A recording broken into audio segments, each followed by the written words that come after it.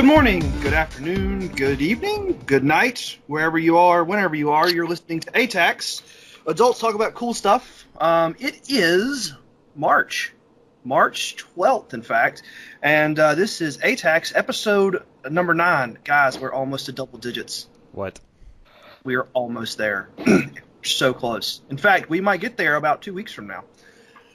I am your host, Paul from Atlanta, and joining me on our virtual roundtable today is Mr. Flex from Raleigh. Hey, Flex. Hi, I ran 12 miles in the snow this morning. My legs are very tired. You're dumb. Also, why is there snow on March 12th? I don't like this. Global warming. Oh, okay. Okay. Yeah, it makes perfect sense, trust me. Also joining us, we have Will from Greenville. Hey, Will. I ran around 3 full glazed donuts this morning. Were they tasty? They were free.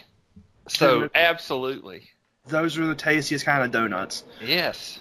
And then we also have Mr. Ryan from New York City. I just saw that you were under a blizzard warning. It is sunny and beautiful today. Oh, well. I am.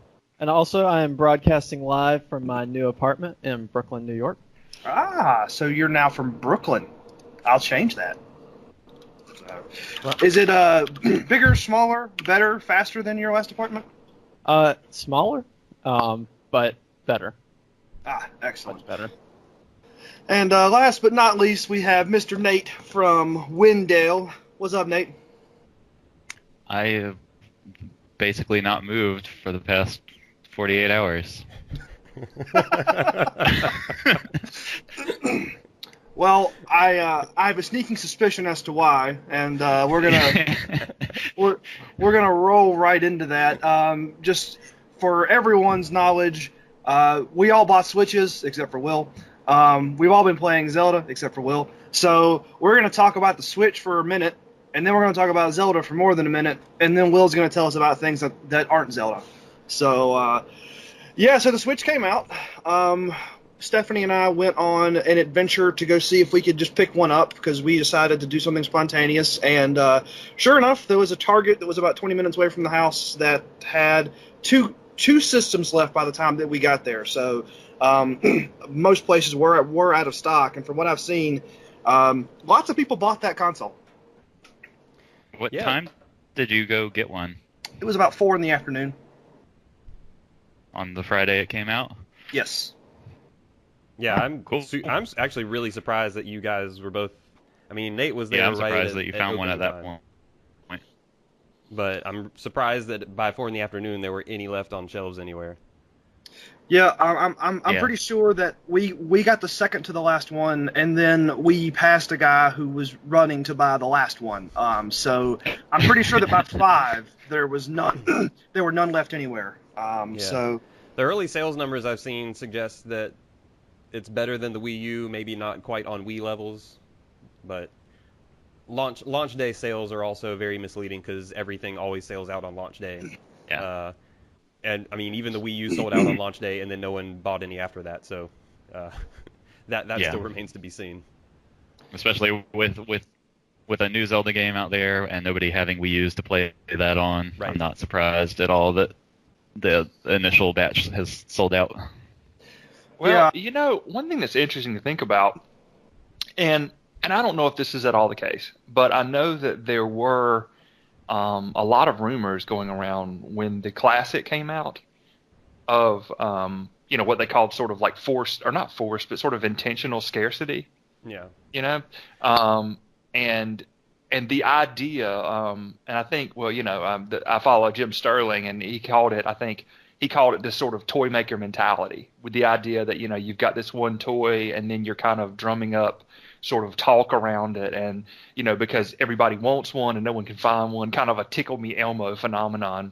right. And I wonder if that mentality is still at play at all for Nintendo. And if so, if that's still a viable mentality in sort of the modern, I guess, electronic, gaming era, I wouldn't think so. I mean, obviously I have no insight, but this happens with every, like, people talked about that was a huge talking point when the Wii came out because that thing was so scarce for a long time. Like, that seems to always come up with hardware launches, especially Nintendo launches, for whatever reason. And I think he was pointing to things like the Classic. I think, and he was in touch with someone over at like Target, and apparently they only ordered like 2 of them, like of the Classic. And then when it was gone, like they got maybe like another one like 2 weeks later or something like that. So I don't know if maybe because it was that particular hardware was different or I don't think they made a ton of those, but also Nintendo is a traditionally incredibly conservative company, and they are always very, very hesitant to make more units than they think they can sell. Right. So they're always very careful with their predictions and not over building units. I'd be these rumors circulate all the time with hardware launches. I'd be very hard pressed to think of a business reason to not make more units that you can sell. You want to sell as many units as you can. I think the idea of limiting supply sounds really, really bizarre. To me, this comes across more as I think that would just being be a really overly conservative. Maybe Nintendo is just really bad at forecasting. It could be that too. Yeah, that could be it. It also could be. It's possible that they haven't had enough. Whenever the hardware got finalized, they might not have had enough time to ramp up their production yet as well. It's just hard to say. There's so many factors that play into this that I think it's really hard to say for sure. I think there is something to what Will has to say, though. I mean, marketing is something I understand almost not at all, but absence does make the heart grow fonder, and I wouldn't be surprised if a company like Nintendo recognizes that certain aspects of their brand are popular. I mean, part of it, I think you're right, is that they're conservative. They've been burned by producing too much hardware, perhaps for the Wii U in the past. But at the same time, I wouldn't be surprised if, after a couple runs, they keep things throttled a little bit. The NES Classic, why in the world would something like that be scarce? Considering how popular it was, and how simple that the was hardware just the is. Misreading the demand. That's that the was impression I get on that one. Yeah, and the other thing is I still feel like in general that that Nintendo was just as surprised that they were launching a console as the rest of us were, because that thing, we'll talk about Zelda in a minute, but the Switch hardware itself feels really good. It's nice and sturdy. I worry about the dock. I'm already seeing reports that the dock's been scratching people's screens unless you're carefully inserting it and removing it, which means I'm going to buy a screen protector soon. But the incredible lack of online infrastructure is it's kind of funny in a way, because you would think that for a company that has now released, if you want to count the 3DS, this is their 4th console with online connectivity, right? And the fact that it launched with so little in the way of anything, really, is still whenever I was getting in there and fiddling with it, I was like, oh, so these are all the options. Well, I ran through those in about 30 seconds. Let me go check the eShop. Oh, look, there's Bomberman, and that's it. All right. And I mean, it doesn't matter. It's pretty bizarre. Yeah, but it's just bizarre. Exactly. It feels really, really well made, and also really, really bare bones. There's almost nothing to that system, which is it kind of reinforces what I was feeling beforehand of they just weren't super ready for this. But to be fair, they got the fundamentals you need right now in their working, and the other things they can add with updates. But right now it's super. It's like you said, there are 5 options, and then there's the home screen where you launch your games, and then there's the eShop, which has 10 games on it right now, and that's it. And I think that it's definitely in there's no eShop music. Definitely in a state, I feel where you can, definitely no eShop music. I feel they are definitely set up to have a second launch of the Switch in the fall, at the holiday season. Yeah. Mario will come out, and then their online services will come out, and then it'll be oh, now get a Switch if you didn't already. That's kind of the feeling I've gotten from this whole thing. And hopefully they'll add eShop music. On that point, I am kind of curious. I'm holding off for a little bit. I mean, it'll probably be more than just a year, but Nintendo has been good about updating their handhelds pretty regularly to improve things like battery life. Do you think that's something they'll do with the Switch, or it'll probably take a little while? That's the question for sure. I don't know. I think there are potentially things that might be able to be improved, but I also wonder if those things could just be handled through system updates instead of like. I don't know what they'd improve that would need a hardware update. I think the biggest question there is the controller desyncing thing. Like, would that need a hardware update, or could that be done through software? I don't know. Yeah, yeah, that's the only other thing that people have been reporting issues with. I mean, I bought a Pro controller, so I haven't really been using it. But the Joy Cons, to me, whenever you have them inserted into the little plastic shell to make them more like a controller, that just for long play sessions, my hand was actually starting to cramp. It felt a little small. I've actually been fine with that thing. Maybe it's just me then. Yeah, I don't know. It could just be a difference in hand shape / size. I actually went and looked for a Pro controller yesterday, and they're out everywhere. You cannot find those things. Amazon Prime. Yeah, they're out on Amazon. Oh, really? That was the first place I looked. Okay, well, that's where I ended up getting mine from, because they were out of Pro controllers everywhere that we checked after we got the Switch on that Friday. So I just ordered one from Amazon, and it was here by Sunday afternoon. Yeah. But anyway, I think I'll probably get a Pro controller at some point, but I've been mostly fine with the grip so far. I think some of the button placement on the Joy-Cons in that configuration is a little weird. Especially when Breath of the Wild has so many functions. Yeah, I mean, it's mostly the standard placement layout that like Xbox and PlayStation controllers have. I mean, not having a proper D-pad sucks. Mostly, yeah. I feel like the plus and minus for some reason I feel like are awkwardly placed.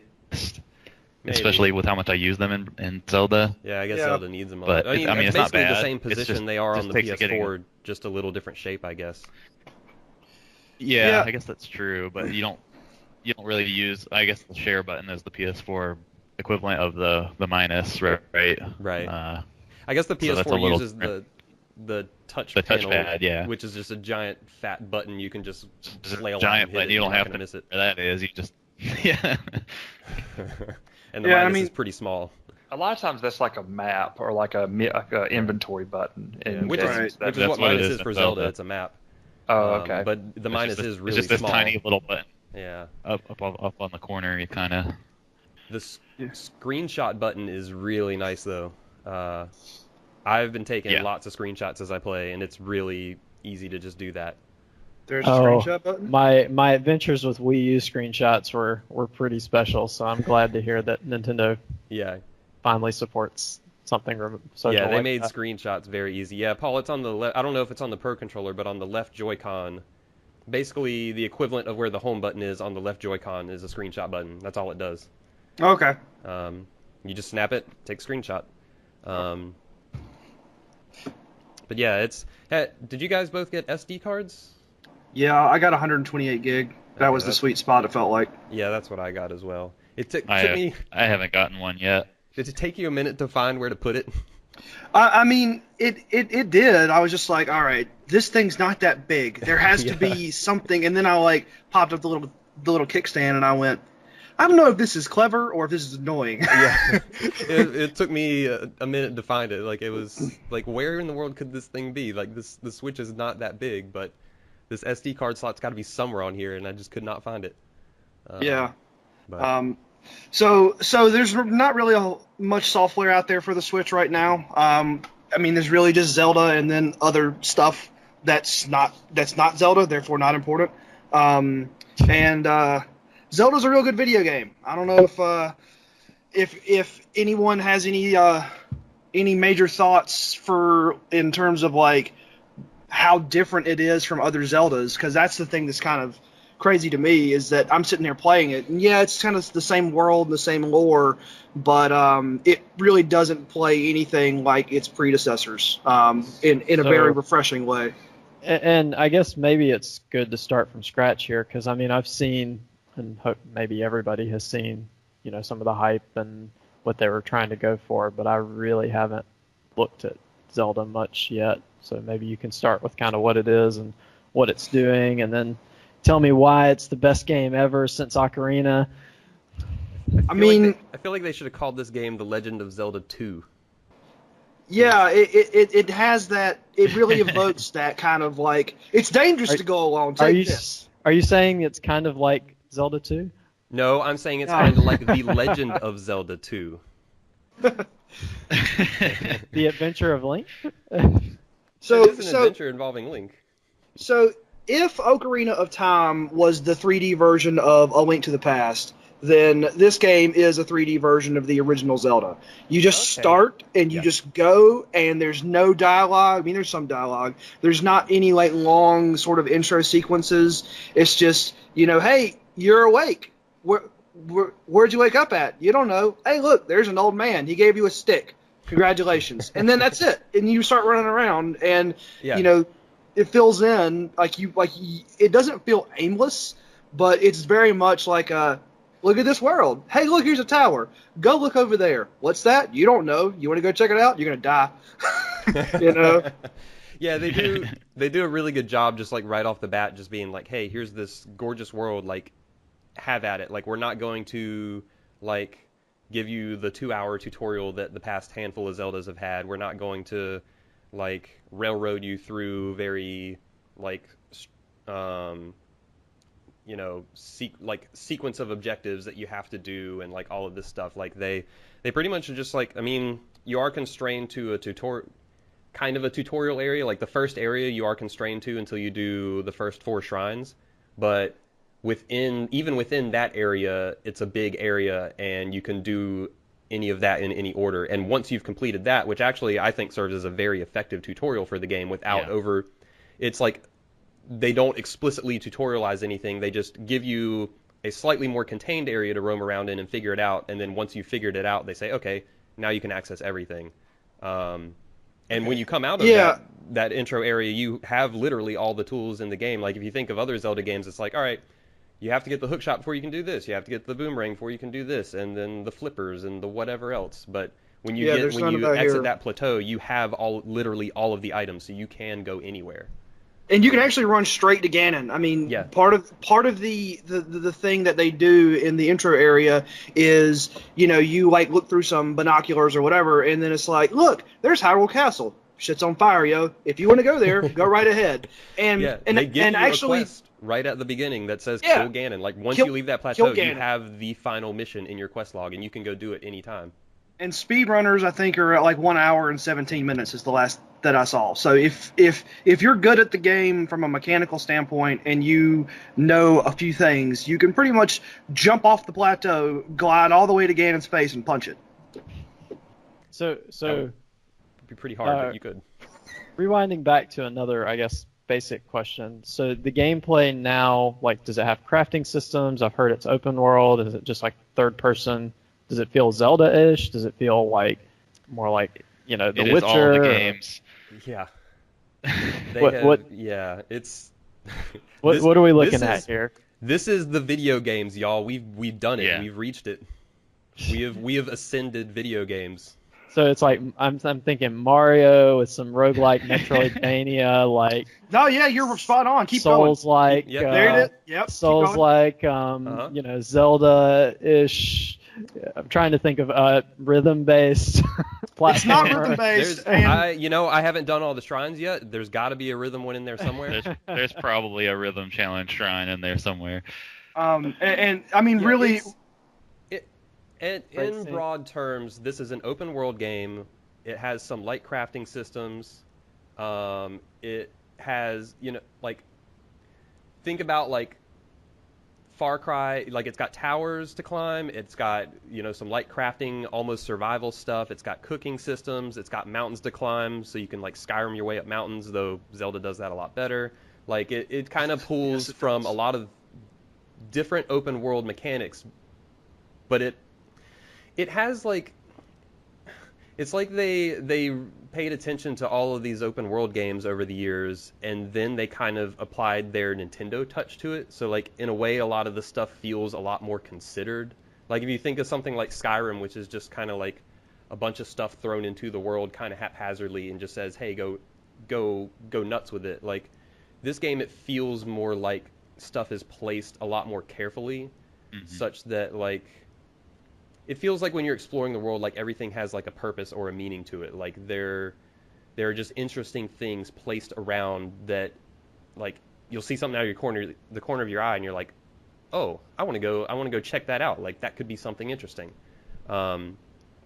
And, like, the core of that game is an open world pulling in a lot of mechanics, but it's all of it is focused on exploring. So, like, it's when you see those interesting things, like, it feels like the game is encouraging you to just go explore literally every nook and cranny. Like, it's not about just going through a randomly generated dungeon to maybe get some loot. It's about just going and exploring and seeing interesting parts of the world, if that makes sense. Like, that's what the whole game feels designed to me to be.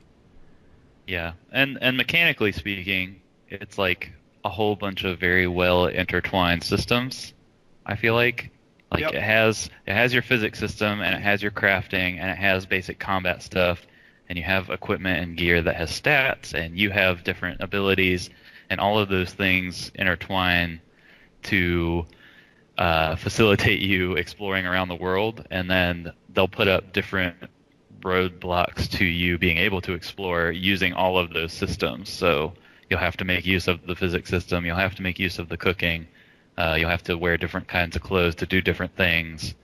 Like, all of that matters, and they force you to interact with all of it, but all of it is just like one or two steps away from the normal gameplay, so it doesn't feel like, oh, now I have to go figure out how this whole thing works. It's all very streamlined and kind of abstracted just the right amount that it doesn't feel burdensome.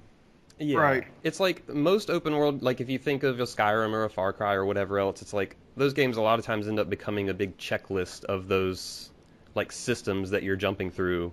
Where this one, like Nate said, it's like they've created a world that you want to explore, and, like, as you explore that world, which you can go anywhere, like the roadblocks Nate was talking about aren't preventing you from going somewhere, but those roadblocks, like, kind of enforce the systems that it has in play. So it's all. I mean, some of them might be preventing you from going somewhere, but so far I have not found anywhere I can't go.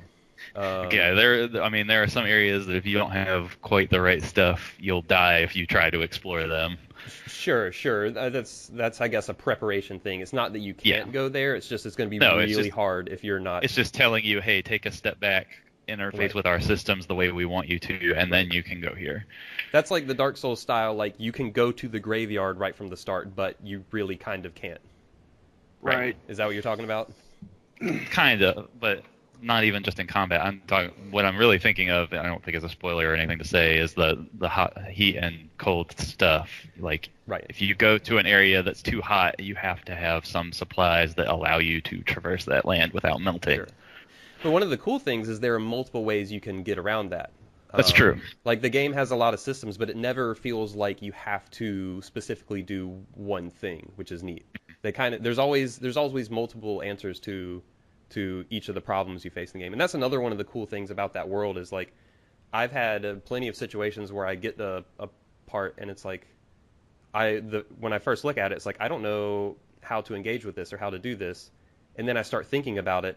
And then, like, as you start thinking about all the ways you can interact with that game, you can start thinking of, like, multiple different solutions from multiple different angles. And it's like, oh, okay, no, there's really a lot of ways you can tackle stuff in this game. Right, and I think one of the best examples of that is the way that they have made the combat to where it's like you can either just run in there with your Z targeting and hop around, then you're going to break all of your weapons, and then you're not going to get as much out of it because you had to waste 3 weapons just to get some piece of treasure, or take a second, build a fire, put an arrow on fire because you built a fire, and then launch it at an explosive barrel that's right in the middle of the camp. You know, so a lot of the gameplay itself tends to reward you for being creative, because it's like there was this huge camp of goblins, and I'm like, man, I've only got 3 weapons because there's that survival aspect to the game. Your weapons break relatively quickly. You know, it's like mechanically, I could go down there and I could kill those guys and not take a hit. but I'm going to use up a lot of my supplies, right? And so, hey, look, there's a boulder up there. I'm just going to go push a boulder down, and then I crushed half of them, Yeah. So just paying attention to your environment and playing a little more smart. The game definitely rewards you for that in a way that a lot of open world games kind of don't, or if they do, it's like it's a really obvious setup. It's like, look, in this cave there's all these logs, and if you push this button, all these logs will fall on those guys, and it's almost like a set piece moment. With Zelda, it doesn't really feel like a set piece. Yeah, it's like I like unleashing the animal cages in Far Cry, but yeah, it is very set piecey of like, oh, shoot this lock and the tiger's gonna jump out and eat some dudes. But yeah, this is a lot more dynamic than that. Like you can even do stuff like you can magnetize their sword that's laying on the ground next to them before they pick it up, and then they won't have a weapon. So then they'll just throw rocks at you or something, or they'll throw other goblins at you because they do that, which is hilarious. Or if it's storming, take your sword and just throw it in the middle of their camp. Lightning strikes, they all die. I mean, that's incredible. Yeah, it's like the opportunities you have are great. One of the best descriptions I've heard of this game, I think I saw it on Twitter somewhere last week, was that playing Breath of the Wild is kind of like playing D&D with a DM who always says yes and is maybe a little drunk. Which I think is like a really good description of what this game feels like. Yeah, it really does just always say yes to whatever you want to do. Like it's crazy because I mean, the whole thing's built primarily to be about exploring, and it just has so much attention to like nothing feels random or haphazard or like ill-considered. Like it has a level of detail to every part of that world, and that world is huge. Like that thing is huge. But like it has so much detail to every part of it, and also all the systems and how they interact. And like Nate said earlier, like it's all streamlined enough that like I think there are definitely some like nitpicks to have with like inventory management and controls and that kind of stuff. But for the most part, like it's all streamlined enough that like it all makes sense to engage with. Like it all feels like it fits. It's not just like they threw in systems just to have more systems, because that's what a lot of games do. Like it feels very carefully considered. Right. And I've seen articles where they talk about the development where they threw out things like because they realized it wasn't working, and it was like traditional Zelda stuff they wanted to include, but they're like, no, it's not working. Like we're going to focus on and pay attention to what works for this game. And I think it does, and I think a lot of the way they've designed the world, like with the towers and the shrines, really encourages exploration as well. I think the Korok seeds actually are really awesome collectible. Like when you're exploring the world and you see like something, like you see a circle. This is a really simple example, but like early on I saw a circle of rocks in the ground and there was one rock missing, and like that stands out as just like an odd thing you see, right? So you're like, well, what's up with this? Like who would build this circle of rocks, and why is there one missing? And you see another rock like laying off to the side, so you pick it up, put it in the missing spot, and then you get a Korok seed. So it's like it really encourages you to pay attention to just very little details in the world, and that kind of rewards that exploration, because like I kind of naturally want to explore stuff anyway, because I think the world looks really awesome. So like I kind of have that natural curiosity to be like, oh, what can I see from this hill, or like what's on the other side of this forest, or that kind of stuff. But then as you're doing that, you see these little oddities in the environment, and you get rewarded with the Korok seeds, or you find shrines, and like all that stuff is just super rewarding. Yeah, and they're everywhere. Yeah, it's all over the place. Yeah, and you brought up the control issues. I mean, that's the biggest issue that I'm having with the game right now is I haven't played a Nintendo system since like the GameCube.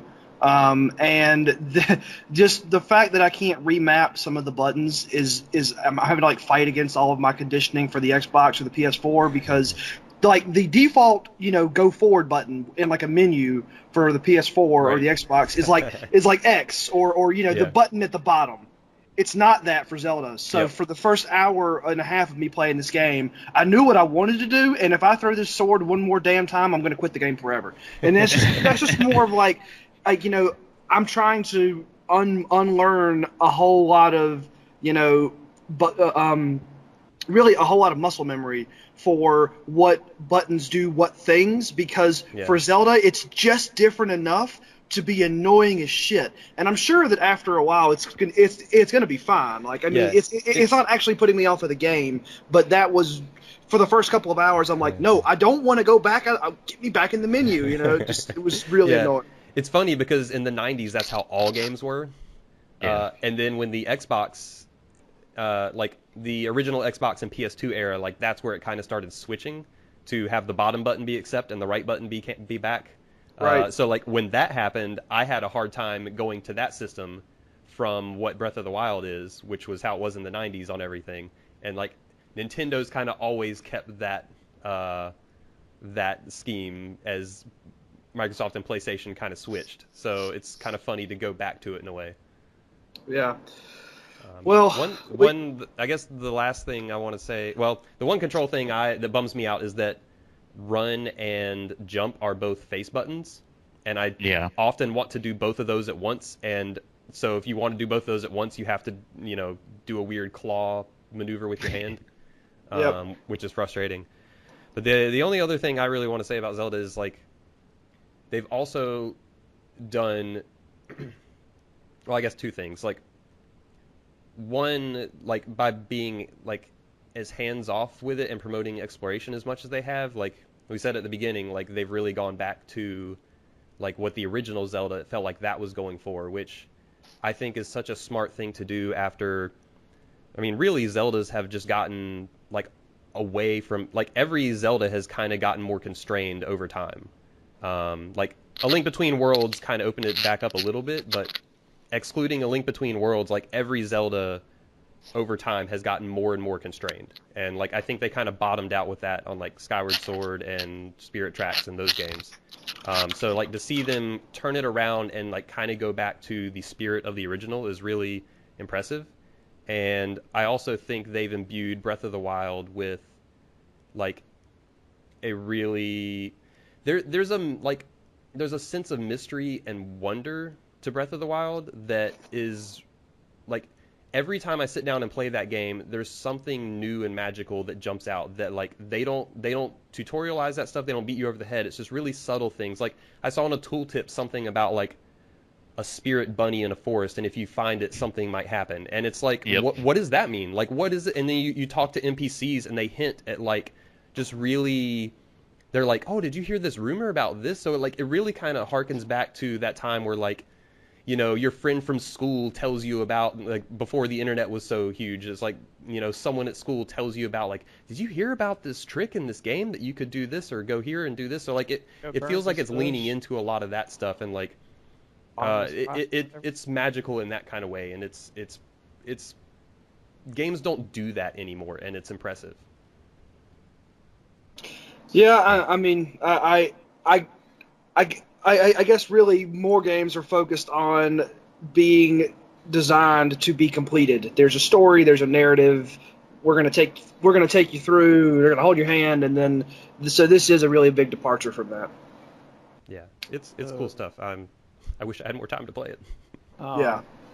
So you guys, you talked about the environment, and that's going to be hard to describe, but I've heard pretty amazing things about the environment. But one last high-level question about the game is, a very like non-spoilery, like high-level, like in terms of story, do they do kind of a light hands-off Souls-like Zelda 1, like not much story touch points, or do they kind of go for a little bit more like, Ocarina or? I'd say it's somewhere in between. Yeah, I mean, they sort of give you what I would call an intro cinematic near the front part of the game to just sort of explain the world and your relation to it. But then kind of beyond that, yes, if you try to continue to progress, I'm sure stuff will pop up. But it's not beating you over the head with dialogue or anything like that. I mean, like, I've been playing the game for, I think I'm maybe 3.5 hours or so, and I just found my first person that I could actually talk to. So it's a real big, it's not empty, but it's depopulated. Unless you specifically go to like one of the villages or something like that. But whenever you're just running around, it's not like you're gonna have like NPCs run up from nowhere and go, "Hey, help me kill 10 wolves." Like, no, that doesn't happen at all. Yeah, it's a really big world, and like you can spend hours without seeing any other humans or seeing any other dialogue if like you happen to go places that don't have that stuff. But I think at the beginning they actually set up what's happening in this world in a really interesting way, and like I think the history they set up is fascinating. And I just completed the first quote unquote real dungeon, and there's story stuff tied to that. So if you kind of go through like the more or less main quests, you will get story tidbits. But for the most part, when you're out exploring, like you're just out there exploring, and it's just you in that world, and that's it. And you will find like you will find like individual stories along the way. Like you will find villages scattered about. You will find people out there doing things, and they will all have their stories that you can engage with. But in terms of like the main through line story, like they set up the history of that world, which I actually think is kind of fascinating, and it actually kind of comments on the nature of the Zelda universe at large in a interesting way. And then I get the impression that there is going to be a core story through there, but it doesn't seem like it's that thick of a story either. So it's kind of in between the Zelda 1 and Skyward Sword mold, which was completely hands-off and then completely hands-on with story stuff. Okay. Yeah, and I think we'll probably go ahead and wrap up our Zelda talk now, because we all have been playing at least some other things. Sounds like you guys think it's maybe like a 6 out of 10, something like that. Maybe a 6.2. Okay, good. Yeah. No, it's really feeling like a 6.3 to me. Getting close to the average. I don't see where you're getting that extra 0.1, Nate. We'll just have to agree to disagree. We'll have to push that back to our Zelda rankings discussion. Oh man. So the only other thing that I've been playing is still been Trails of Cold Steel. I did complete what is ostensibly the final boss battle in the game, and now there's an entire chapter of epilogue, basically, which is exciting. As I've played the game more, it's gotten more and more like the anime. So I can't wait to see where the sequel goes. But that's a real long game, and I'm just about there. The final boss battle was really unfair. You got it, Paul. Keep going. You know, I'm going to finish it because I put this much time into it. End of JRPG, like, the dungeon gets really long, and you have a really hard boss fight, and you're just like, man, I'm tired. Like, I just want to wrap this up. Like, I believe come you, on, Paul. game. Believe. Well, you gotta believe. And it's funny because I thought after I beat what was the final boss in the game that would be the end. Like, I thought I was done. And then I didn't realize when I clicked next on the walkthrough to go to the next page, there is an entire chapter that is just the same length as the one I just did, except then there's like another battle at the end of this chapter in the epilogue that I can't win that sets up the second game. So I still have to go through and play like another 6-hour chapter, and I'm just like, God, make this stop already. But it's kind of nice. It's a lot of dialogue with your party members, and you're all like, yay, we saved the country, and woohoo, everything's good, and, you know, there's a festival and whatever, and I'm just about done, thank God. And I think after I get done, I'm not going to play another JRPG for a while. Maybe around Christmas I'll pick up the sequel. I mean, Persona 5's out in a few weeks. You ready for that, right? I'm just going to watch Steph play that. I can't even think about how much effort that's going to be to play through Persona 5 after I just got done with Trails. So I'm just going to watch, and then I'll have the Switch, and I'll just play Zelda on the Switch while she's playing Persona on the TV. So that's what I'm going to do. Which we didn't talk about it, but I did try popping back and forth between TV and handheld mode, and that thing works. It works. I did the same thing. I actually played it a little bit in handheld mode, a little bit in handheld mode today, just so I could say that I did. But before the podcast, and yep, it works. It's a thing. Yeah. Works as advertised. Flex, you had a couple of games down here that you've also been sort of playing. I'm guessing that you played these before Zelda came out. Yeah. So the Switch and Zelda came out on Friday the 3rd, last Friday. I pre-ordered. I was the one gung-ho enough to pre-order a Switch, and for me that meant it didn't come till Monday. So I had that weekend to wait and play other games, which means I finished my TurboGrafx 16 adventure, which meant beating Castlevania Rondo of Blood. Congratulations. Yeah. That's a really good Castlevania game, though. I'm Good. happy I played it and finished it. Like, that's one of, if not maybe my favorite Castlevania. It's a really strong one. So I wrapped that up last weekend, and then I also put a decent chunk of time into Nioh. I kept playing that while I was waiting for Zelda. That game still continues to be fun. It kind of is just keep trucking along the way it's been trucking along. I talked about it a lot on 2 weeks ago, our podcast 2 weeks ago. I feel like the game could probably be a little tighter and shorter because I don't know actually what my time is. Probably, I would guess like 25, 30 hours, and I'm probably maybe halfway done, maybe. Wow. So it is a long game, and it's gotten a little bit repetitive, so I feel like there's definitely some fat that could be trimmed from that one, but like the core of it I still enjoy, like exploring the levels and the combat, like that's still super solid. I freaking hate inventory management. And the random loot in that game makes that just a constant thing to deal with. But other than that, that game's still pretty fun. So I don't know when I'll get back to it, considering I'm playing Zelda right now. And Zelda seems like it's about 1,000 hours long. Yep.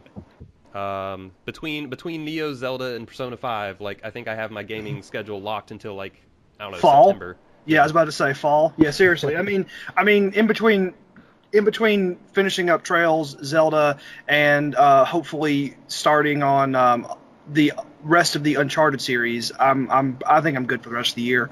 So let's see, Ryan, you got a couple of things down that look fun. I haven't played Crypt of the Necrodancer, but the music for that game is really good.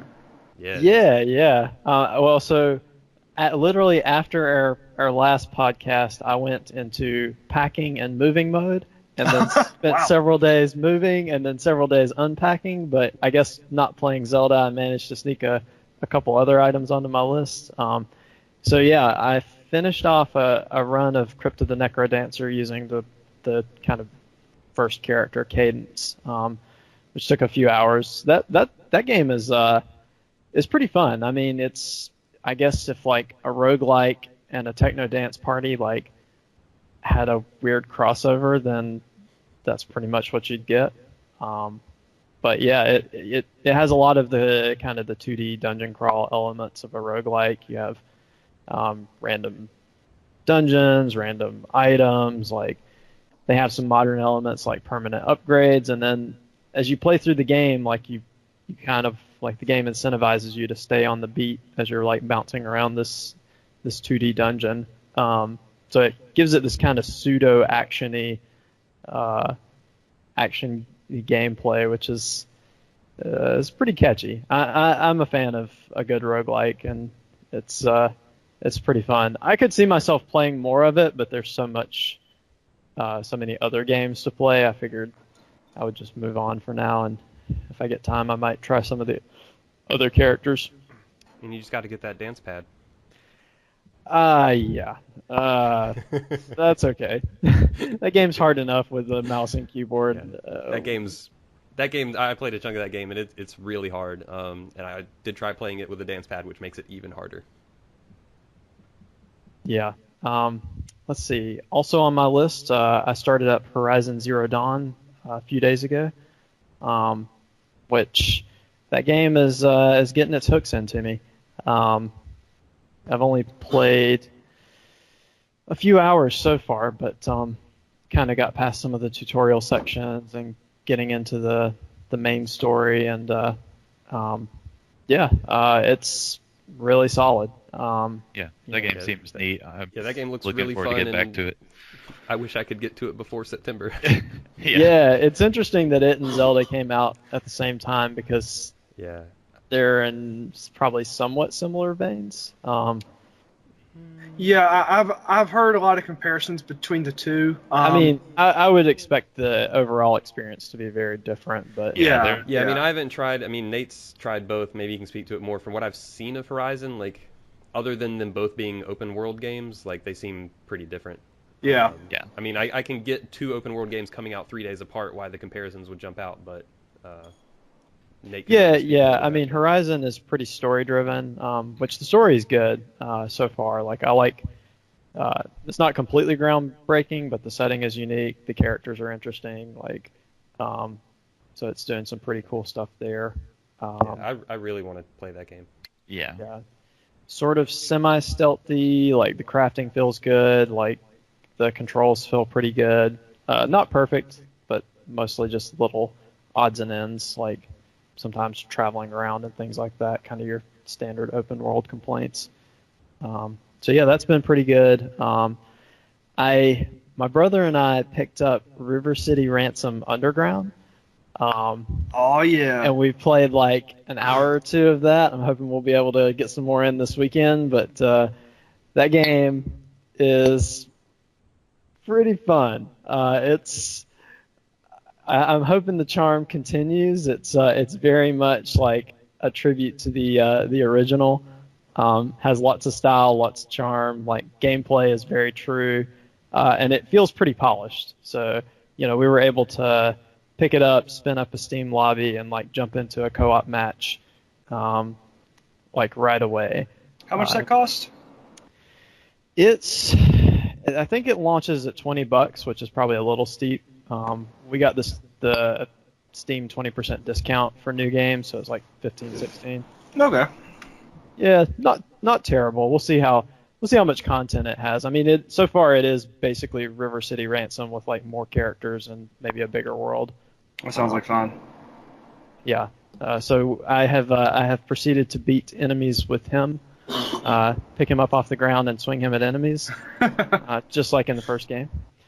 The only other thing for me to mention is there was a sale that Best Buy had on the Oculus Rift, which I did not pick up, but it's not a sale. That's a permanent price drop. Okay, so permanent price drop. Yeah, I wasn't sure in the context of I saw it on a deal site, so I thought it might have just been a temporary sale. But yeah, Oculus with the controller and 7 games for $600. That's 7 games may have been a deal. I didn't know about that. Yeah. It was seven games. But the headset and controller bundle has been permanently price dropped to $600. Okay, yeah, no, this one had 7 Okay. 7 games with it, which I decided not to pick it up. I'm still not, I have the PC to handle it. I'm still not quite sold on where the hardware is going or which platform will emerge as the champion. And the marketing for the Oculus does not help it at all. It's really hard to find and demo. Like the little booths they have set up at Best Buy with the actors playing VR looks really dumb. But I mean, obviously the more important thing is the games and the platform. Like past a few tech demo-y things, like there's maybe like Eve, which looks kind of interesting, and that's about it. Yeah, I feel like I just need that one like game to really sell me on it, and then I would seriously consider it. Yeah, it needs a system seller, and the market maybe needs to also settle out. Like, is the Vive going to do anything? Is PlayStation VR going to kind of take the whole thing? Like, it's really confusing right now. Like, and without any platform having like a clear winner, it's just it's kind of on that borderline. I mean, every time people talk about VR, they say it's the best thing ever, but I have never actually been able to try it. So yeah, it's tough to go out and drop $600 on it. I tried a Lowe's Home Improvement room demo before in Oculus. That was kind of fun. Oh yeah, that's the good stuff. Oh boy. Yeah. So, you got anything else that you wanted to talk about, Ryan, or is that pretty much it? That sums it up pretty well. All right. Nate, did you want to talk about Horizon, or have you not really played enough of it? Yeah, I played a couple hours of it before Zelda came out just to kind of see what it was and get a feel for the game. It seems really neat. I want to get back to it, but then I've just been in a Zelda coma for the past week or so. I'm not sure what day it is. I'm here. It's the only coma I ever want to be in. I'm saving my Zelda coma for later this year, I guess. Yeah. Well, you have to play it before the end Zelda of the year. all the time. Yeah, which for the record, Ryan, if you weren't looking to get a Switch this year, it sounds like the Wii U version of that game's totally fine. Yeah, it is. Yeah. Yeah, I think the Switch version is like a little bit higher resolution, and otherwise they're basically the same. Yeah, Yeah. I'm thinking I probably will get the Switch. I'm just kind of like, there's so many games right now. It's like, Yeah. let's just let everything smooth out. Yeah. Anyway, Nate, so you want to talk about Horizon some? I can. Yeah, it seems pretty solid. Like, it seems like it's in the way the Zelda like took a bunch of open world concepts and applied that to the Zelda franchise. Like, Horizon takes a bunch of concepts from other games and applies them to sort of the more standard open world framework. Okay. So it has some like Monster Hunter or Witcher style things where you're crafting and you're tying down monsters and knocking pieces off of them and being a little more tactical maybe. And then like Ryan was saying, I think that the story narrative setup and the world for that game are really interesting. So I'm definitely really curious to see all of that stuff whenever Hyrule is fully explored and saved. I will definitely be excited to get back into that, but I don't have a whole lot else to say about it. Oh, quick question for you, Nate. Yeah. And something I forgot to mention. Have you done any of like the machine hunting stuff yet? I mean, I've fought some of the machines, but I don't know if there's maybe some specific quests later on after the tutorial area that I haven't seen that you're talking about. I mean, I've only fought mostly the basic groups, but I think that is a pretty cool mechanic, and Yeah. the way they kind of run as like herds and Yeah, they really do act like animals, and then they have weak spots, and you can like knock specific pieces off to either uncover weak spots or to like just knock this piece off that will have good resources in it that you can collect without having to like kill the whole thing. right. Yeah, I think all that stuff is cool. that fits pretty well. Yeah. All right. Well, we were trying to bookend our segment with something that wasn't Zelda at the end. So, Will, you've been sitting there being a trooper. But let's just go for the exact opposite of everything that we've been talking about, and tell me about Sniper Elite 4. Wait, Yeah. what exact opposite? Well, And Zelda doesn't have testicle shots. That's where it missed out, really. really, they 6.2, probably You guys told me they it had probably everything. considered it, but then they were like, this doesn't fit with the vision that we have. Our North Star. Yeah. Oh, So Sniper Elite 4, I played through the campaign and the Overwatch missions in that one. The cool thing about it, I guess, that they do is they really break down the kind of linearity set piece aspect of the game. That game's traditionally, that series ever since version 2 has relied a lot on the set piece aspect, and you're just kind of going around through war-torn looking areas, either bombed out cities or stuff like that. I mean, the majority of it is just sort of bombed out cities with tanks and stuff running through them. But in this game, they really take a big open, each map, each level is kind of gigantic. And there are kind of different little side pieces and things you can do alongside the main quest. And the side pieces are pretty well considered. So it's really interesting. One of my favorites was actually after you take out a sniper, you have to kind of examine his perch. And you can tell that there's a lot of care that's gone into that. You climb up this little tower and you find his little sleeping bag and where he's been cooking dinner, and you find like a little note that he wrote to his girlfriend, and you find kind of where he was lying down, and so you can tell there's a lot more care that's kind of put into the maps. And they also everything just it feels better. I mean, they've kind of iterated on it enough now. I would have never guessed after Sniper Elite 2 came out that it would do so well that they would have 2 more of these games that are basically, just iterations on the same type of thing. But to me, it's kind of just a fun thing to play cooperatively because it feels good. Those like the testicle shots like Fowler are saying, they never really get old, and I don't know why. It's just like, like you'll see some guy and he's like, miles away, and then you'll time it and shoot him in the head, and then like, the camera will zoom in. It's like, and then you'll like, shoot him in the jawbone, and his like jaw will fly out to the side, and you're like, oh. It's just really fun. No, I mean that's a good way to make sniping seem like more I don't know, like to put some flair behind, because like sniping is really like the most dry, like coldest thing you can do. It's just like you're from a long distance away, you shoot a bullet into someone and he falls over dead, and it's like, well, okay, that happened. It's like a very dry action. Yeah, so they found some way to spice it up, which is good. Oh yeah, so that's pretty cool. My favorite thing in the game remains probably what they call the Overwatch missions, which it's a special cooperative mode. I really wish that the entirety of the game was kind of Overwatch. But the way the main campaign works, they're basically, you guys are both snipers.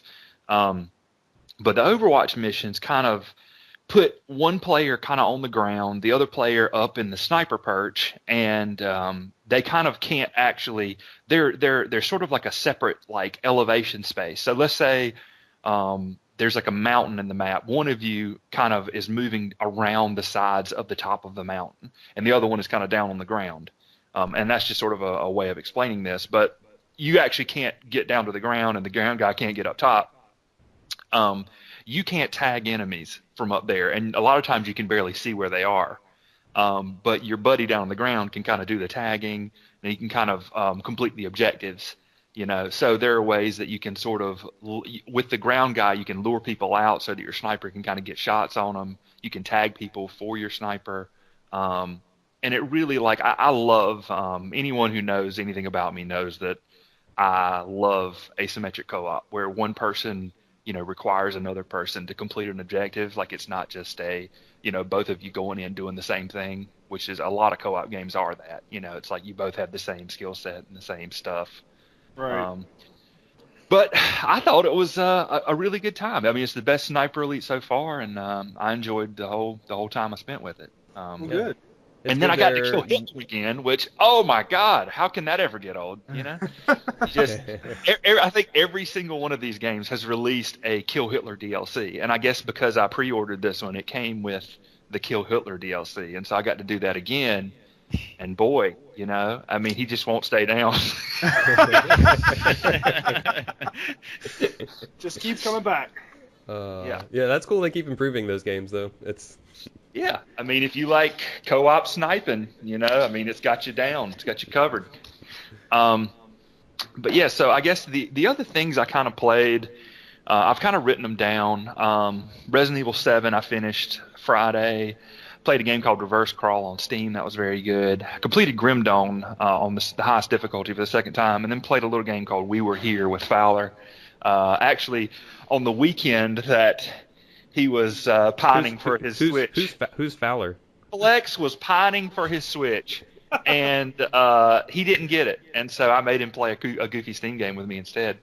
You make it sound like I was not.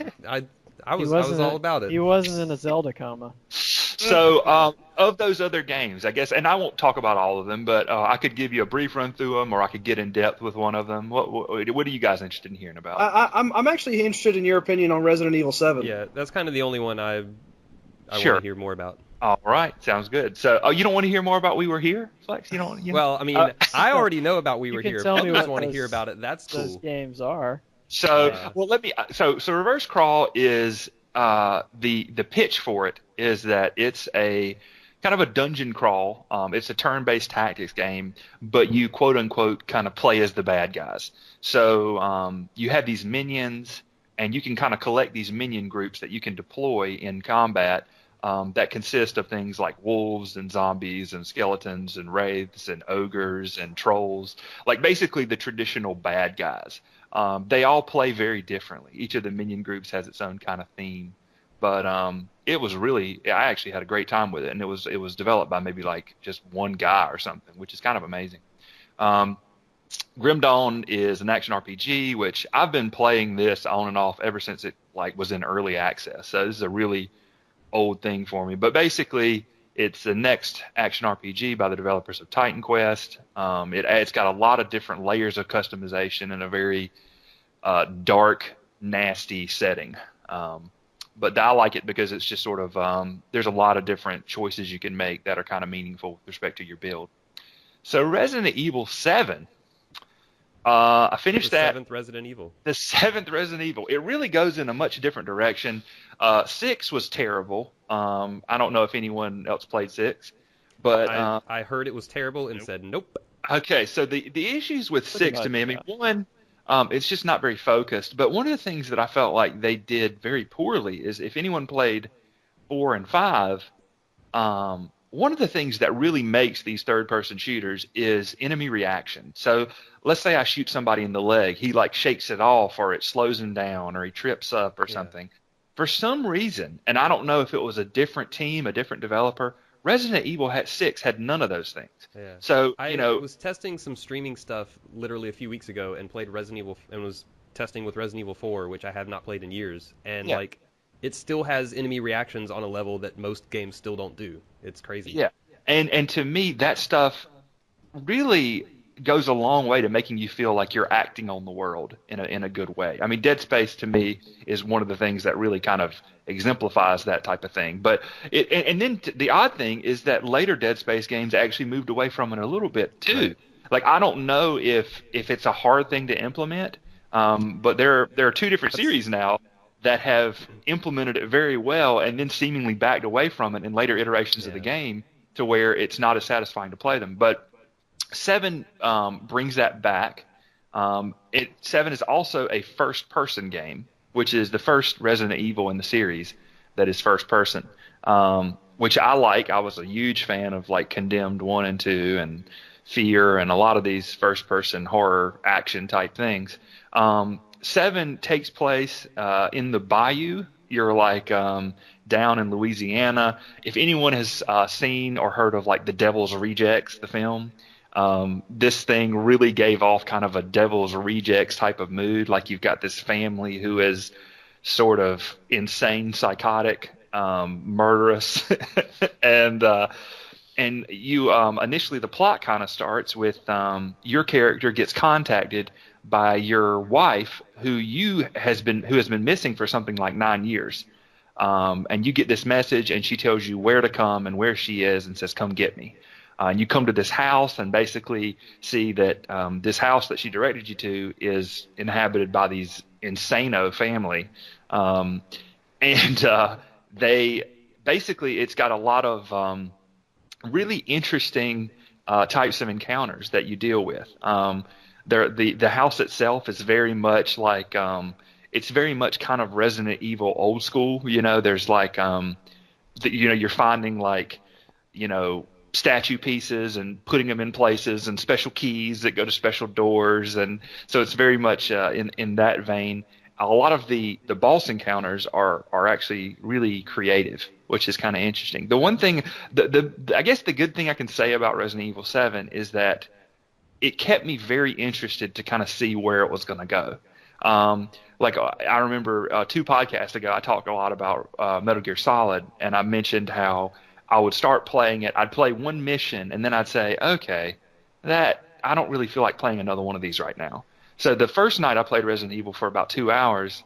Then the second day I took a Friday off of work and played the entire rest of the game. It was like 6.5 hours.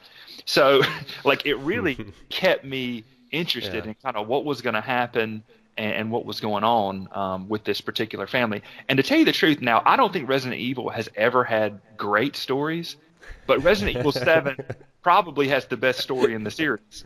So, I mean, for whatever that's worth, I mean, they don't set a high bar. I think that's an understatement to say that Resident Evil have previously had not great stories. Yeah, so I will say that 7, however low that bar is, has a better story than all the other games in the series. So, so that's a cool thing. Yeah. So, from what I've seen of this game, is it seems like it's kind of trying to take, because Resident Evil 1, 2, and 3, they kind of in a way defined quote unquote survival horror for that generation, and 4 and 5 kind of took it in a different direction, and then 6 was just bad. Right. But like, to you, does this game feel like it's kind of trying to recapture the spirit of those first three games, in particular the first game? I think it is. I didn't play a lot of the first game. I played a couple hours of it. I did play 2 and 3. And it feels more like 2 and 3 than it probably does 4 and 5. I would say if I did have a gripe about it, I felt like my character moved slow and the aiming and things like that were just a little bit sluggish. Yeah, my next question was going to be, how does combat feel? Because I've also gathered that you kind of want to avoid combat more than engage with it. Right. In that game. Yeah. Is that A lot accurate? of times you do, especially, well, it's not really giving away much. Some of the enemies regenerate. Okay, like and of course that's kind of a trope in some of the games now. But so you'll think you've taken a guy out, and then you'll see him again, and then you'll think you've taken him out, and you'll see him again, and then sometimes he'll just be stalking the halls, and you're like, well, I know he's not going to stay down, so let me just dodge him.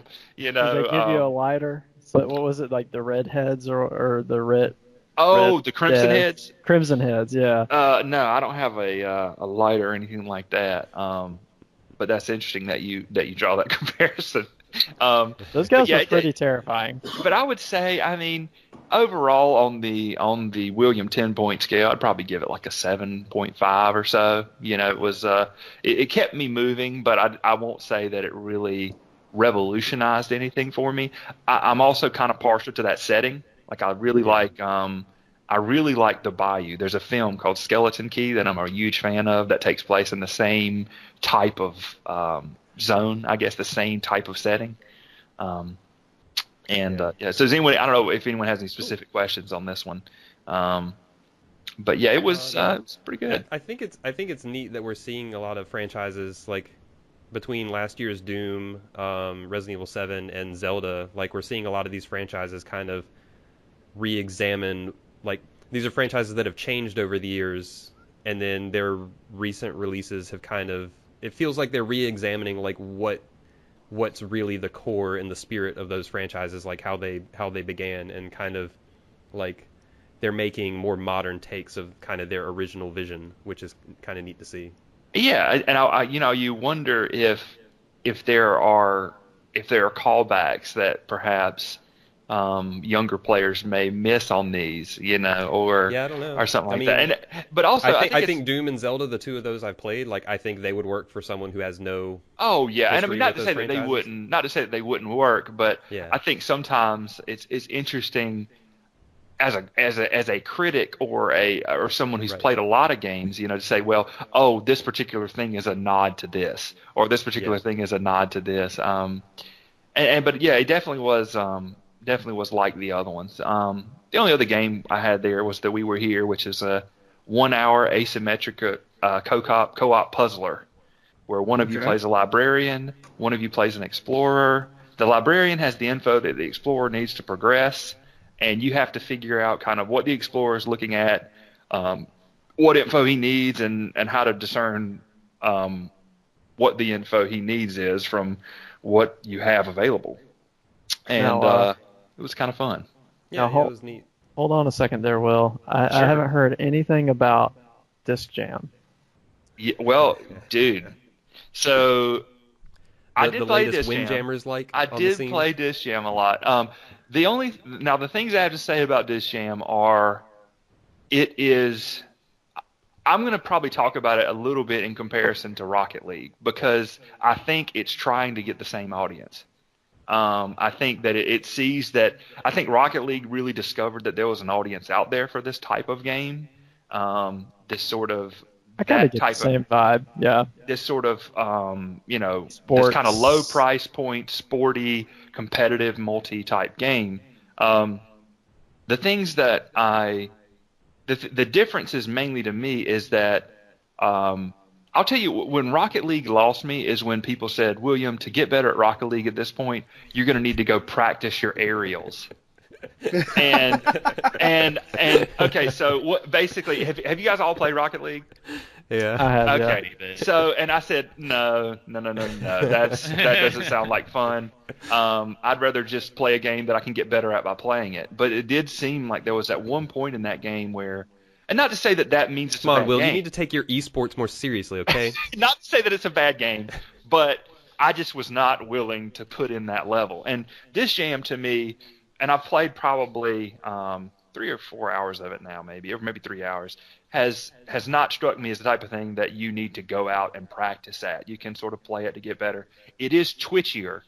It is twitchier than Rocket League. So in terms of just having good reflexes, one of the features in the game is that the sooner you hit the button to throw the disc back after you get the disc in your hand, the faster your return is going to be. Right. So if your reaction speed is not good, you're going to have trouble hitting that when you need to get back that purple. It'll basically have this purple flame following it. Also, of course, just the ball, when someone throws it like that, it's kind of hard to read where it's going and how quickly it's going. And you can dive, and certain characters are faster than others, but there's going to be a little bit of differentiation there between reaction speed as well. But that being said, outside of some server issues, because like every single game that's come out recently, they had no idea how popular it was going to be, and so now they're having server problems. And we had probably last night I played probably half the games I played. Some guy didn't get in the game or didn't load in. His character was just standing there motionless the whole time we were playing. And so they really need to kind of iron that out. But it's fun, and I think that if people try it, I think they'll like it. I think if they get the servers sorted, if they institute some sort of ranking like leagues, the way that Rocket League did, I can see this being just as big a hit, really. Cool. Yeah. Well, I think that we are just about done talking about video games, so we are going to take a quick break. We're going to come back, and there's actually a little bit of news, so stick with us, and we'll be back in just a minute.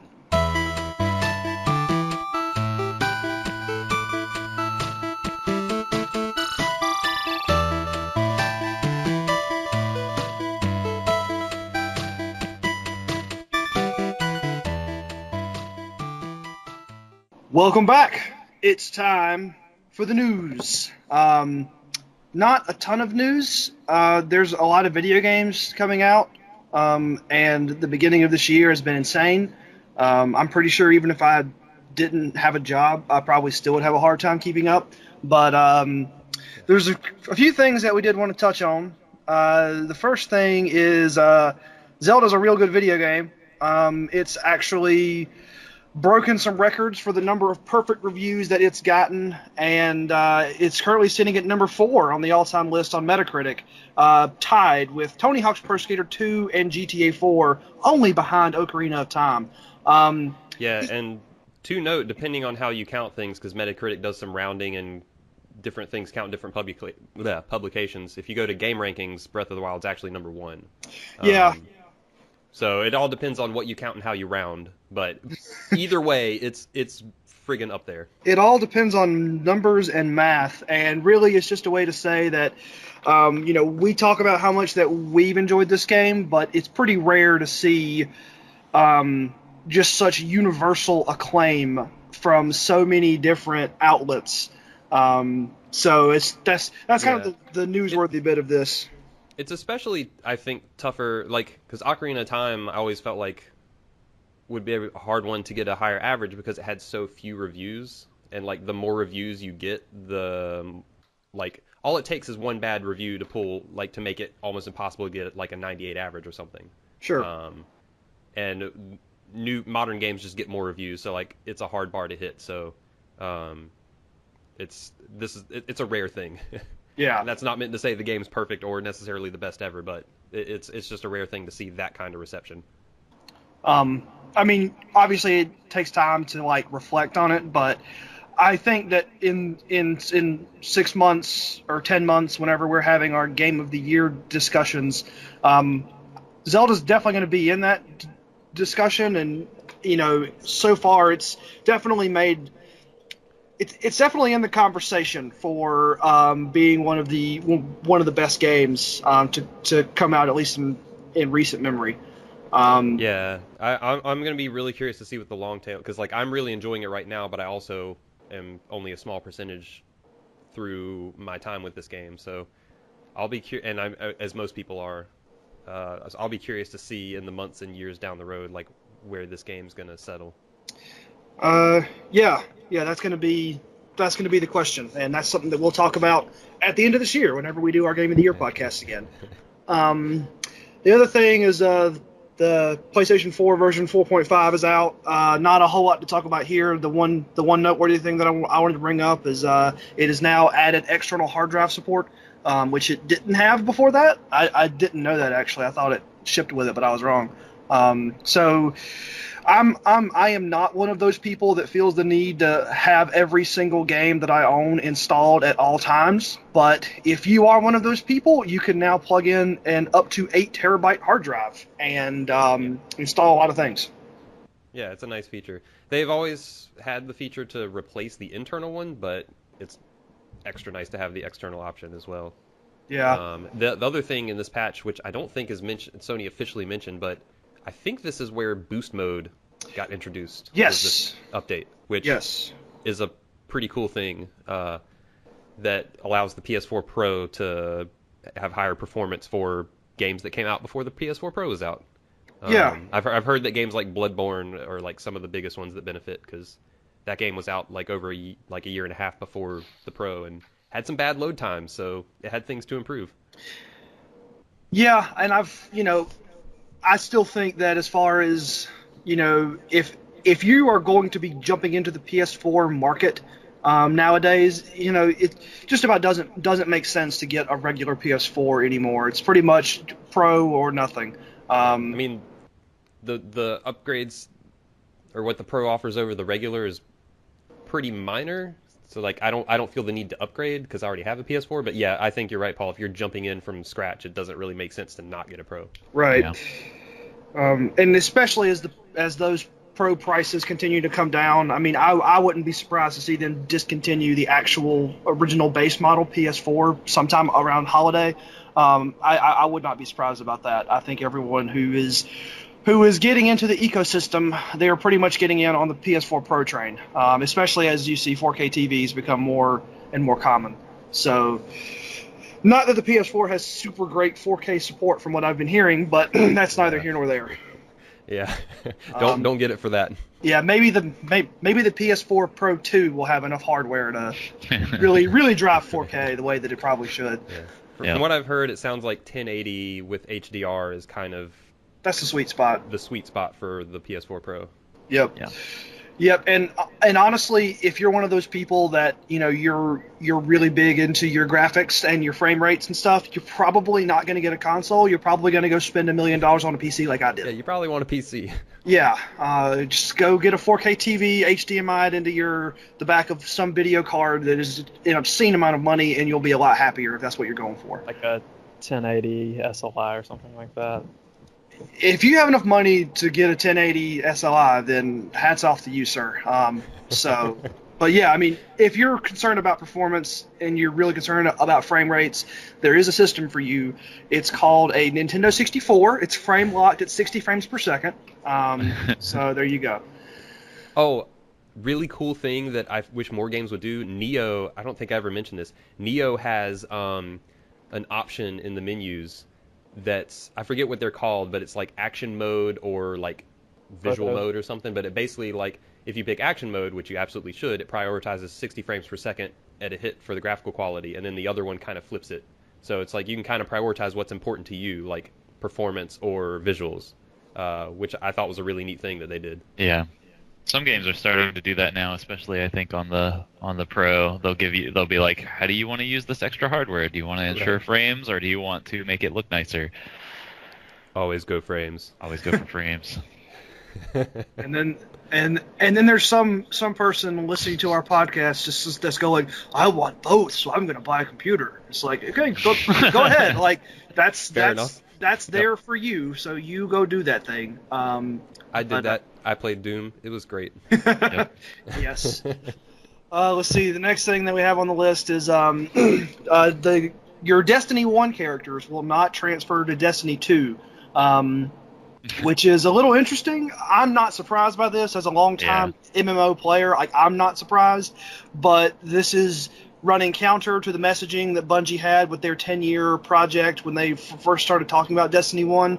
And I mean, really, this is just another one of those, so it's just another thing on the long list of, Bungie said a lot of things, and then Destiny 1 just never quite got there. I mean, there was some really good parts of Destiny 1. I mean, the shooting on that game was incredibly tight, and I probably put 25 or 30 hours into it. So, I mean, it's as much as you put into most games, and I enjoyed the time that I spent on it. But they were certainly painting a much bigger vision for that product, and they haven't really delivered in a way that a lot of people were expecting. And this is just another one of those things that's like, I'm not surprised, but I know that there's plenty of people who have put a ton of time into their Destiny 1 characters who are very disappointed over this news. Destiny is and I do understand people being disappointed. They put a ton of time and they like their gear and they've got all these legendaries and stuff like that, but I think it's probably just a necessary thing to really expand that game out to what they wanted it to be originally. Yeah, the subtext. The most interesting thing about this to me. Sorry, I think we're. Oh no, I was just going to say the there. subtext of what Bungie was saying was that, like, hey, if we want to actually make Destiny good, we kind of have to hit the reset button. Yeah. Right. And the biggest interesting thing about this to me was that it kind of, I feel like maybe answers the biggest question I had about Destiny 2, which is whether they would just keep like all the same areas and quest lines and then just like expand those forward. But I'm guessing if they're doing that big of a reset to like character development and everything, then that's probably not going to be the case. It'll probably be all new stuff and they'll just trash everything. Yeah. I'm not sure. I'm curious to see how they handle this. But it's just weird, really. Yeah, I mean the way they kind of messaged it early on, I'm sure they didn't. If we actually like went back to the tape, they probably never explicitly said that stuff will transfer over, but like kind of what they were hinting at was, like your stuff would carry through their 10-year plan. I would think going forward, starting with Destiny 2, stuff will carry forward, but who knows? Like, we'll have to see if Destiny comes out and is not just on fire from day one. I have very little love for Destiny 1, but I know both Nate and Ryan played a lot more of Destiny 1 than I did. So I'm curious for both of you, like, I'm guessing you probably don't care that your characters don't transfer over, but for you, would you prefer to just start from scratch and just be like, all right, yeah, new setting, new areas, new character, like everything, or would you have liked to carry your characters over? Like, do you think it would have been better if they had expanded out, like kept the same areas and just added more and expanded and kept your characters and that stuff, or do you like the idea of starting from scratch better? You go first, Ryan, then I'll go. Yeah, so for me personally, and I mean, I'm going to be a bit biased having not played since the second DLC, so I've been removed from Destiny for about a year or so now. Yeah. I guess also, clarify what the last content you played was. Yeah. What was the second DLC? There was like the Fist of Crota. The Taken King. Taken King. No, there were two before Taken King, right? Oh, was like the House two of Wolves before and that, yeah. something else. Those weren't real. There was such little content in those. Yeah, I mean, I played the two small DLCs. Okay. Okay. I think one was Fist of Crota and the other. I did the same thing as Ryan did. Yeah. So you did not play Taken King, is what we're clarifying. I did not play the big DLC. I did play Taken King, and Taken King was actually I really did. good. Yeah, and that's the thing. thing. I heard that was the one good part of Destiny. It really was, yeah. That's kind of the thing, like, I guess from my perspective, and again, it's a little biased, but even if it was rewinding back to when I was playing Destiny pretty heavily, Destiny has always kind of had a bit of a love-hate relationship with its player base in that it does a lot of things really well. I had a ton of fun with it, but it also was kind of needy and felt like it had a lot of missed potential.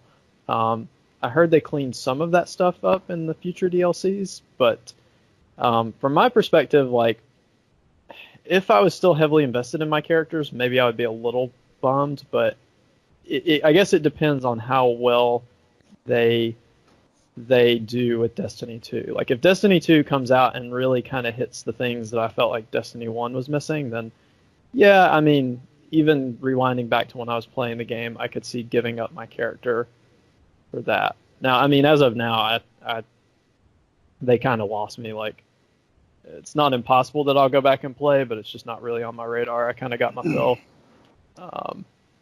So, I mean, I would love to see, like, and I heard they did with some of the new DLCs, they tried to fix things like some of the story gaps and voice acting and, like, all the pointless loot and grinding and collection stuff, but I don't know if they ever quite completely got there.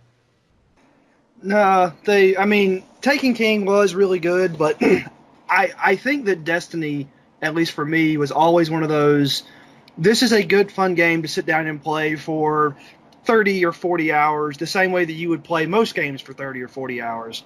Where I think, like, but what Bungie was trying to sell was World of Warcraft with a gun. And it was never that to me. I mean, you know, as someone who's played MMOs and someone who actually did enjoy time with Destiny, the more you play it past the 30 or 40 hour mark, the more you can really start to see those cracks. You know, I mean, you run out of interesting content pretty quick, and then they just put you on the hard treadmills. If you just kind of keep smashing your face against it. So you didn't like collecting that spin metal, Paul? Yeah, you know, and it's funny too, because if you think about it, they could have had a whole bunch of, you know, relatively interesting things to do around what was a really great core game in terms of the shooting mechanics and everything else.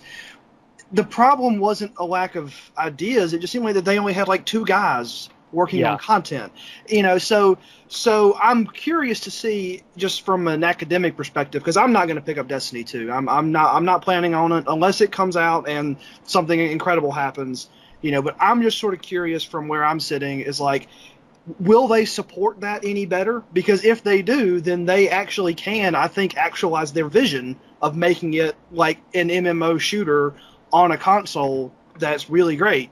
But yeah, you know, the thing I always heard about that game's development is that it was a nightmare to make any changes or updates. Right. So, like, once they got started on their path, they didn't really have any recourse to correct things, which hopefully they'll have a better infrastructure for the second one. So what about you, Nate? Do you like the idea of just a fresh reboot? Yeah. I don't care at all about my particular characters because I never got invested enough into the loot grind to feel like I had anything special. So I don't care about the character part at all. The thing that, like, I guess if you asked me what I wanted Destiny 2 to be or what I think would be best for me, is like I do think they could gain something by still having some of those same areas and maybe some missions and stuff like that. Partially because the first game was so small in terms of content size. I would hate for them to come out with Destiny 2 and have the exact same problem of only having a third the number of missions that players are expecting, just because they trashed everything. Right. But, you know, it depends on what changes they're making to the systems. Like, if they're fundamentally changing things so much that they can't keep any of that, that's fine. I think the interesting thing for me with Destiny 2, because I kind of thought of the first one as like, is this loot grindy kind of game with good combat mechanics, and you could basically play it in whatever way you most enjoyed and get to the max level pretty easily. Like, you could play just the story missions either by yourself or with friends. You could just do multiplayer stuff. You could go to the patrol areas and just jump into public zones and run around and see random people and do random missions if that was your thing. So it's kind of like giving you these options for how you progress your character in these very limited zones. So that's kind of why I feel like having more zones and areas and missions from the start just gives people more flexibility to do what they want to do. Right. And so I think it would be a benefit to keep all that stuff, but I don't know. I feel like with saying characters aren't coming over, that's somewhat signals to me that they wouldn't keep anything. Yeah, we'll just have to wait and see. They don't have any sort of a release date for Destiny 2, do they? I think it was originally supposed to come out last year. Yeah, it was supposed to come out last year. My money is on fall this year. Yeah, it's probably going to be this fall. So probably about the time I'm getting done with the spring games. Right, exactly. So once you finish, you're going straight from Zelda to Destiny 2. Nope. Something tells me I probably will not play Destiny 2, but Yeah. we'll see. I'll have to reevaluate what I can play this year once I'm done with, Zelda, Horizon, Nioh, and Persona. Right. And depends on what that game looks like. They haven't shown anything from it. They've just been saying, it's coming. I thought that the first game was did a lot of really good things. I mean, I thought the environments were kind of neat. I thought the gunplay was as good as everyone else thought it was. I just can't. I mean, I think for me, it really comes down to a personal preference thing. I can't get into the MMO thing. Like I just trying to play. I did play about 20 hours of WoW. I used to play a lot of Guild Wars back in the day, but there are too many things I think I want to see now to really buy into this idea of, here's the thing that's open for this time period, and we want you to do this for your weekly dailies or whatever. Yeah. I just can't get into it. And so to me, it's like, I think my preferences are fighting a battle against the bottom line of Activision here or whatever, or not Activision or Bungie or whoever is doing this thing. But the idea that, if we can put out less content and have our players run it over and over and over again versus just taking us to more planets, having more varied encounters, and then having a set endpoint on the game, and just saying, okay, well, you did it. You did the Destiny, rather than saying, well, we want you to play Destiny forever until the next Destiny comes out or whatever. Right. Yeah, they're never going to put a fine endpoint on it for you. Sorry to say. Yeah. That was a lot of my problem with it too. They're just not going to do that. And I mean, this is the whole can of worms debate. If you think about it as a shooter, you can play a lot of shooters kind of ad infinitum. And Destiny did have a lot of cool skins and things like that, as well as some interesting single player content. But at the same time, treadmills, grinding, all that stuff, definitely and was. It's tough too because the thing people universally praise about Destiny is that the feel of the shooting, but just last year we had Doom, Overwatch, and Titanfall 2. All those feel really good with their shooting.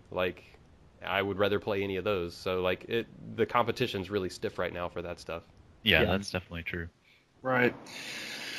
Well, enough talking about Destiny. The last news story that we had that we wanted to touch on was the Xbox Game Pass, which the short version of the story is there's 100 Xbox One and Xbox 360 games that you will be able to access for about $10 a month. And if you go and you read some of their literature, they talk about adding games as time goes on.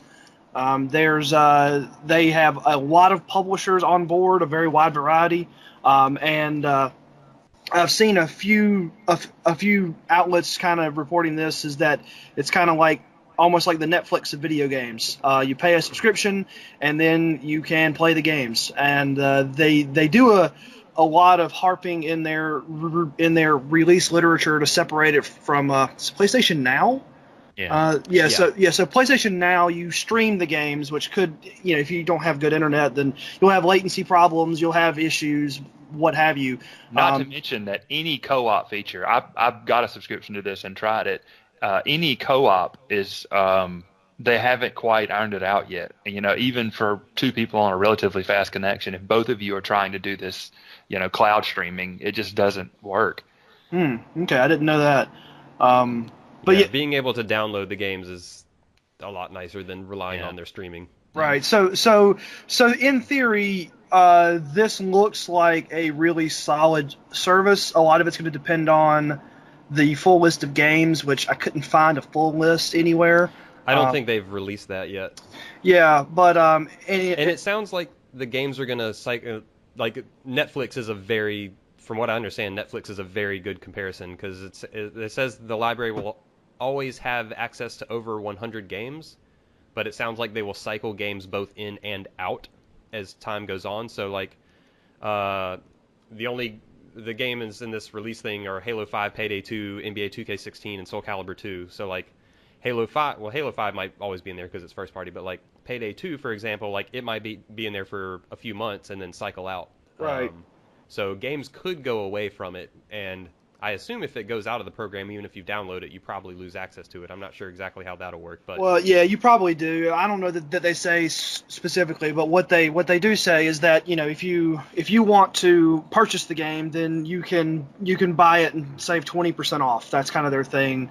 Okay. So if you are a Game Pass subscription person and you download Payday, and then it's like, oh wait, this is going out like in like a week, and I'm really enjoying it, well, then you can purchase it and get a bit of a discount, which is neat. So I mean, assuming the 100+ games that are always in there are like generally good games, as long as a certain percentage of them are good, like you could theoretically just do this service as like the way you play games and not actually buy any games outside of this, and that's a lot of games. And my thing is I subscribed to PlayStation Plus for quite a while, and being able to get free games through that service was always neat in theory, but in practice I don't need to download Super Meat Boy again.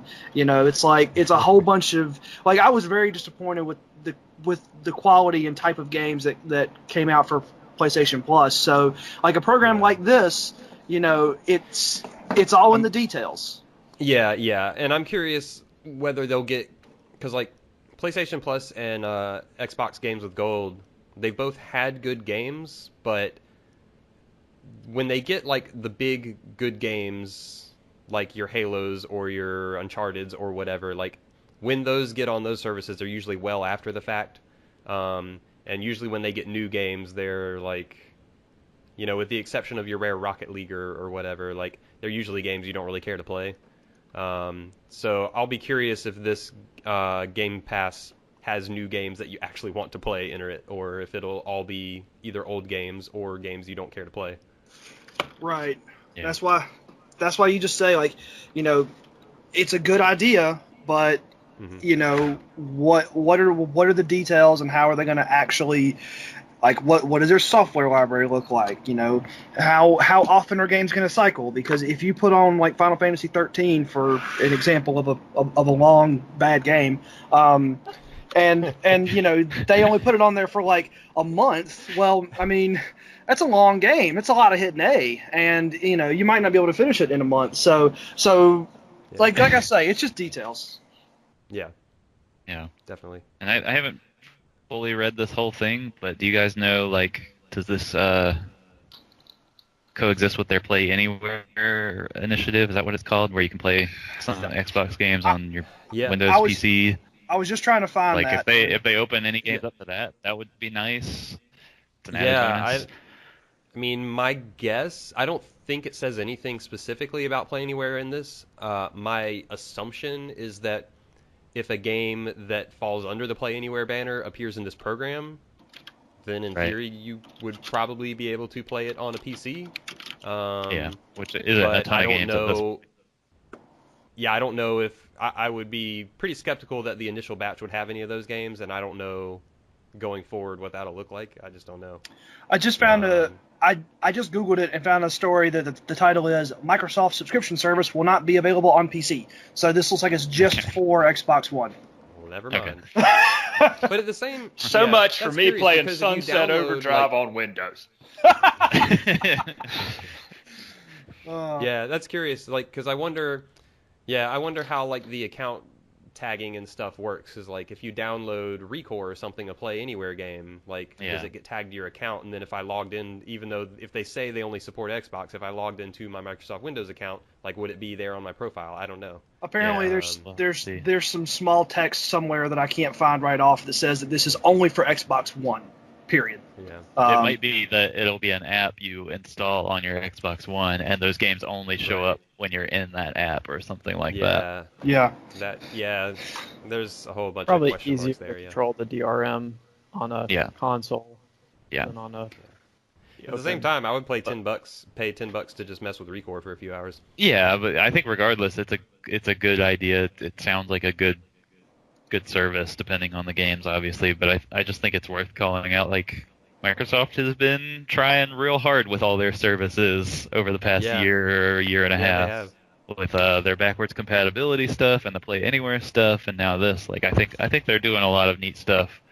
But yeah, their backwards compatibility has been impressive, and their games with gold lately. I mean, initially PlayStation was offering really good games during the PS3 era with PS Plus, but lately I feel like that's gotten worse, and games with gold have gotten a little better. Jam. well, guys, what if instead of having over 100 titles to choose from and download, you could play one classic game per month? I mean, yeah, that's the other thing about this is like the thing I've been wanting like Nintendo and others to do. Like, this is basically what I've wanted Nintendo to do with their virtual console since day one, and like they won't do it. Like, I will literally pay $10 a month if Nintendo gives me access to 100 titles on the virtual console. These aren't even like new games; these are old games. I'll play Mega I feel Man. like they should just open. I feel like it should be $10 a month to have the entire virtual console. Yeah. Yeah, that'd be great. Because they're all really old games. But instead, it's going to be $2 a month. And hey, guys, look, you can go play Super Smash TV for like a month. And then what's up next? I don't know, Final Fantasy 2. It's like, come on, guys, no. The games probably won't be that good. You're probably reaching too high for this. Oh man, you know it's bad when I'm reaching too high for Final Fantasy 2 of all things. So. What are some of those Turbo Graphics games that you played recently, Flex? Oh man. See a whole bunch of those. Yeah. But yeah, so we'll see what ends up going on with that. It's a good idea. I hope it pans out. Yeah, it says it's coming later this spring. I haven't looked at a calendar to see when spring technically ends, so I guess it'll be like May or June is when we'll know. It's technically still winter. No, I thought the first day of spring was like recently. It's like March 20th or 21st. Daylight savings time today. Seasons don't make sense. I don't have seasons down here, and Not anymore. They don't. Yeah, definitely. It was 70. I played tennis on Thursday. It was 3 days ago. It was 75 degrees. This morning, snowing. Yeah. welcome to global warming. I don't understand weather, but anyway, so we're there was pollen mixed in the snow. That doesn't make sense. The snow was yellow, and it was not from pee. Fair point. I don't really know what to say to that, other than to say that I will not be going outside for the next bit. I'm going to just stay inside and keep playing Trails of Cold Steel and keep playing Zelda. That's the next stuff on my docket. Dark Souls 3 has fallen completely off. I think I said that one podcast, like, I'm going to start Dark Souls 3. Yeah, that's not happening for a while. So, Flex, I'm guessing you're still staying on the Zelda train?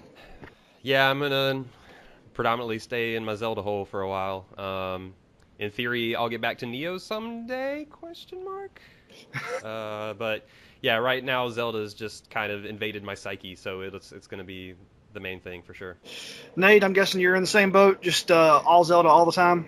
Yep, that's it. Until there's no more Zelda to be Zelda'd. Until there's no. There are more shrines to find. They're not going to find themselves. There are like 60 more shrines for me to find. Jeez, you've already found that many? That's cool. All right. Good luck with that. I got like 100 more. Jesus. Ryan, what do you have coming up? Horizon. I hope River City Ransom some more if I can coordinate with that with my brother, and then from there we'll see what's onto the play list. All right, Will, what you got? Probably gonna play some more Disc Jam. Probably going to play Halo Wars 2. Woo! All units. All the units. And then I've started playing this game on GOG called Ether Lords 2, which is sort of like a Magic the Gathering-esque RPG type thing. So that's what I'm up to. Okay. It's okay, Will. You don't have to lie. You're gonna play Zelda 2. I gotta have a system to do that, I guess. There you go. I've said Zelda 2 way too many times this podcast. And like I was saying, our next podcast will be in about 2 weeks, and that will be a milestone. We will hit 2 digits. We will be at episode 10. So I am looking forward to that. So you have been listening to adults talking about cool stuff, and thank you for tuning in for our international audience, and we will see you next time.